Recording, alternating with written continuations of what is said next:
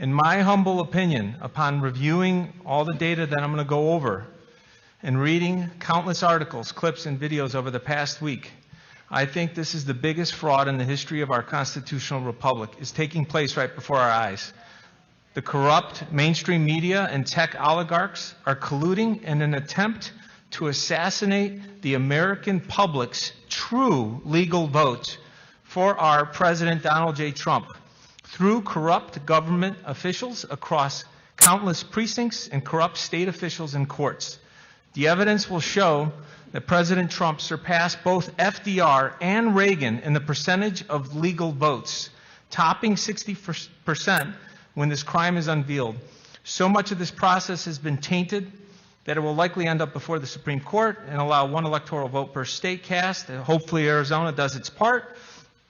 And eventually the 35 of the 50 states will probably vote Republican, which will probably match his popular vote totals.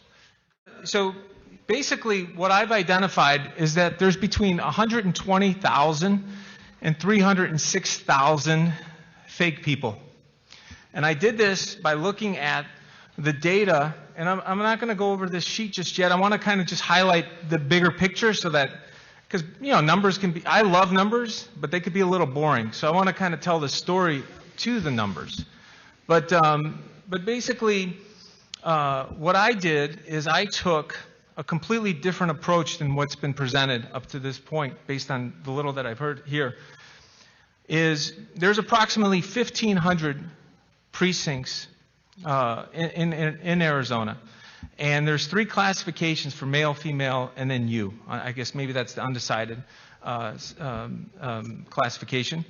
And then there's 5 different types of voters. There's 1, 2, 3, 4, 5. Hard Republican, moderate, swing, moderate Democrat, hard Democrat. So there's 5 categories.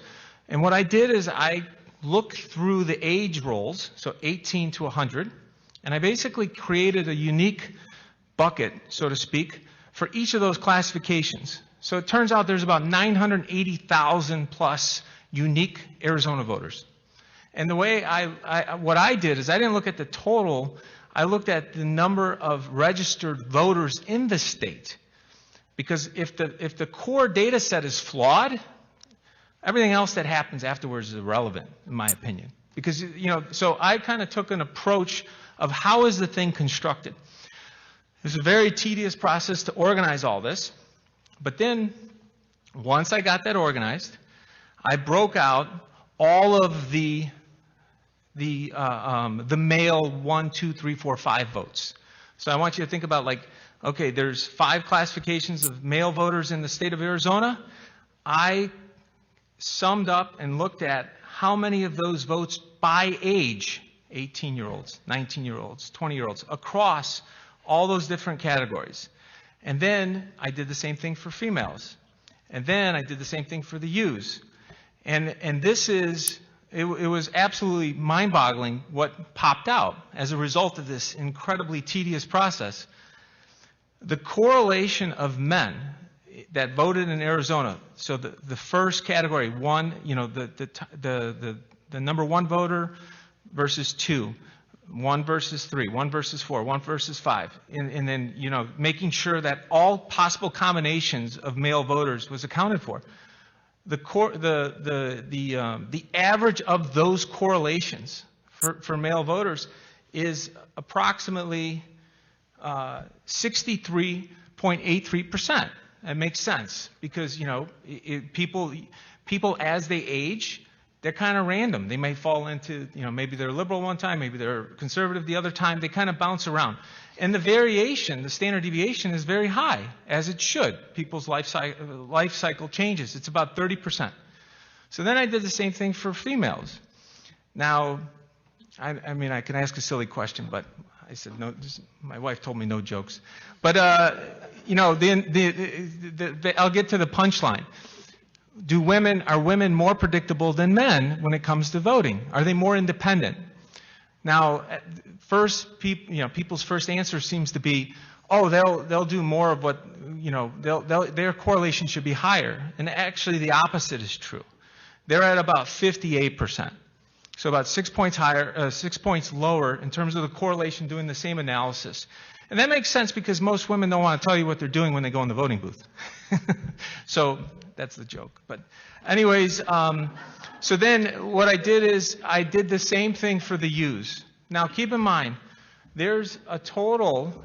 Bobby, excuse me. When you say U's, you're talking about undisclosed, not Utes, as in younger. Yeah, Okay. yeah, I like that from my cousin Vinny. Hey, there you go. I'm glad you got the joke, Mr. The two Mayor. Utes. So what is a Ute? But so basically, once I did that, there's 463,660 classified that I found under this category. I did that same analysis. Now keep in mind, the standard deviation for men was about 32.8%. For women, it was 35.77%. That there would be a lot of randomness through time across the aging process of human beings. With regards to the U, when I did that same analysis, 94% plus correlation. Let me say that again.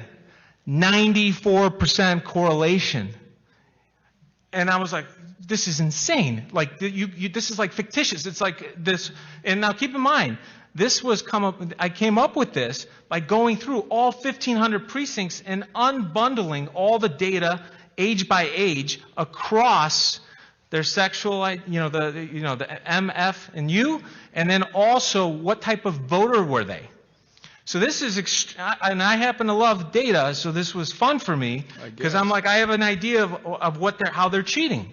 I think they're cheating. So I'm going to test this theory out, and I'm more than happy to provide this to Mayor Giuliani. And so it was 94%. So then the next thing I did, I was like, oh, well, I want to see if something's wrong with the data. What should I do to make sure that I'm not wrong with this? Because I don't want to embarrass myself.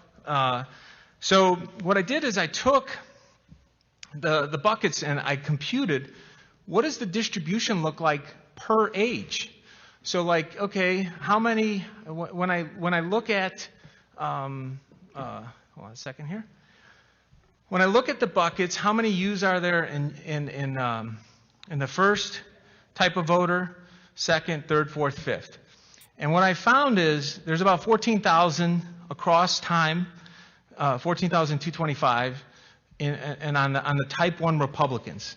There's 122,203 type 2s, but what's fascinating is it's almost symmetrical on the type 4s. So 120,000. And I asked my son, I'm like, hey, what do you think in terms of the U's? If you're conservative, are you more likely to go unclassified or just throw that in or fill it out based on your sex? He's like, you fill it out based on your sex. So it's like, so then I looked at that data and I found that it's a bell-shaped curve. So if you looked at the ages and you went from 100 down to 18, the curve of the data is a nice bell shape. In the middle is 186,202 swing voters. The wings are 122,000 type 2, 120,000 type 4, and 14,000 type 1, and 20,000 type 5. But here's the kicker. When I'm like, okay, let's unpack each year. So the 18-year-olds and 19-year-olds, what's that look like when I do that? And I ran a max function. So it's like, obviously 0 is the min. And then what's the maximum number of U votes in any given precinct in Arizona? So fair enough. I trade in the markets. I like to see what's the min max, what's the range. I run that number. And then I ran the correlation of the maxes versus the, hold on a second, versus what the average number of votes per age group took place, and I ran that correlation. And would you believe it? It's over 97%. So it's like, holy cow, I think I reverse engineered the algorithm that they're using to do these damn votes.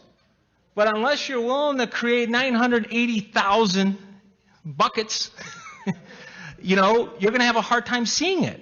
because everybody's used to doing the data, bundle it up. Only look at the type 1, look at the type 2, and this algorithm, basically what the data is showing, I think, frankly, this is a call out to our President Trump. Please, please, please do this for the entire country. I think we deserve an audit of every county in America after seeing this. And so basically, so now I'd like to go, before I even started this minutia project, that's what I call it, the minutia project. This took me over 25 hours to do. I decided, I'd like to look at metadata. So metadata, you guys should look into it if you don't know what it is. I don't want to get into a philosophical discussion about it, but metadata is, I said, okay, if I landed in Arizona, I want to understand what's been going on in Arizona before I say anything. And I pulled back, on your website, you have 22 years of election results, going back to 1998. So this is what's up here. And what I did is, I think I'm using this. Is that me? Okay. So basically, what I did is I went to the census, and I pulled the census data on Arizona by each county. So I looked at 2000, I looked at 2010, I looked at the estimate for 2019, and then you can see I calculated what the annualized growth rate of each county was, and then what the growth rate was from 2000 to 2010, which is column B. Then I looked at column C, which is, what was it from 2010 to 2019, and I extrapolated the data for one more year because we don't have the 2020 results. So I kind of went through this whole process, and I did that before the minutia, and I wanted to see, okay, well, what does the census say with regards to how many people are of voting age? So if I scroll down, you could see over here, right now, for example, 27% of Apache is under the age of 18. This is, once again, I didn't use any of my own data. I used government data. So if there's a problem, take it up with the government. So basically, I computed what is the number of voters per year. Now, keep in mind, since the census doesn't come out every year, I had to fill in based on the annualized growth rate between each census and kind of adjust it accordingly, because I don't want to just spitball it. I wanted it to be tied to the math and make sure that each year filled out. So then from there, I went in and physically typed in all of the reported eligible voters each year. Because I got to tell you, Arizona does not make it easy to standardize, to pull down the data in each county. Anyways, I had to go physically do this, which is time consuming, but I thought it was extremely important for what I was asked to do. So I did that, and then I did the reported ballots cast, and then I did that each year for each of the 2-year cycles, and then I typed in the number of precincts that were reported, and then as I kind of do that, I came up with reported eligible voters as a percentage of total population. Once I did that, registered eligible voters as a percentage of voting age population. So here's where it gets interesting. So I kind of did that, and I'm like, okay, I concur with Dr. Shiva that I think voting fraud has been happening in this state and possibly nationwide much longer than the past 4 years. I'm looking at the data, and it looks as though it's going back to at least 2008. If you could just tell us in the simplest way possible as an expert, what is your opinion as to the validity of the numbers that were certified today by the Secretary of State and the governor about this election? If I was an executive at a publicly traded company, I would never sign that because I risked jail time and having all my money taken from me in lawsuits.